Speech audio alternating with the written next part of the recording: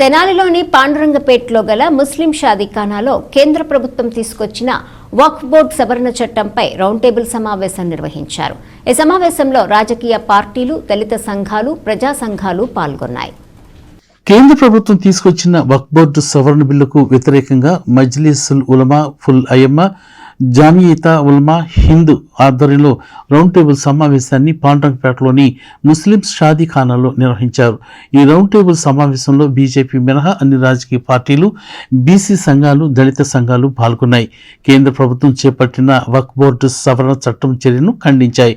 ఈ కార్యక్రమంలో కాంగ్రెస్ పార్టీ నుంచి డాక్టర్ చందు సాంబశివుడు, బీసీ సంక్షేమ సంఘం నుంచి మేడిపోయిన Ganga Yadav, SC ST BC minority ఐక్యవేదిక నుంచి Akkidasu Kiran Kumar, TDP town president తాడిపోయిన హరిప్రసాద్, సిపిఎం కార్యదర్శి బాబు ప్రసాద్, దళిత legal cell Sagar, BJR committee Mekala Suresh, SFI Kiran Venkatesh, ఇంకా ప్రజా సంఘాలు, ముస్లిం మైనార్టీ నాయకులు, ముస్లిం మత పెద్దలు, మైనార్టీ సోదరులు పాల్గొన్నారు.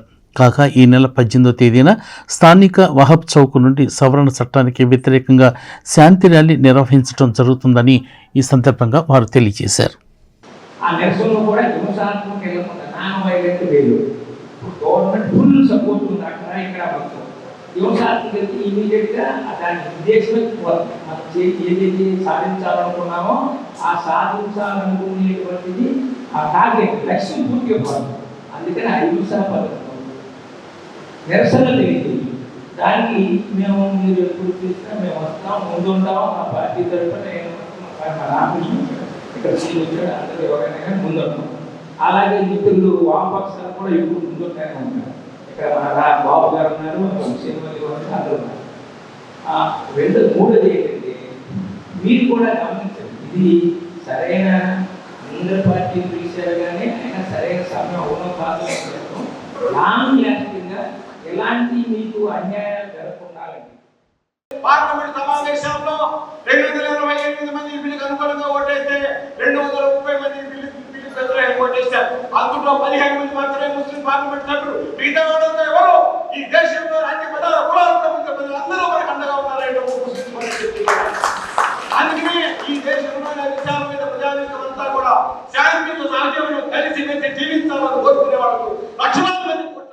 ఏదైతే ఈ యొక్క చట్టం చేశారో ఇది ముస్లిం మైనార్టీలకు కానీ అలాగే మన రాజ్యాంగ ప్రాథమిక హక్కులకు, ప్రాథమిక విధులకు ఇది అభ్యంతరం చేకూర్చే విధంగా, కూట్లు పొడిచే విధంగా, వాటిని కాలరాసే విధంగా ఈ యొక్క చట్టం ఉంది.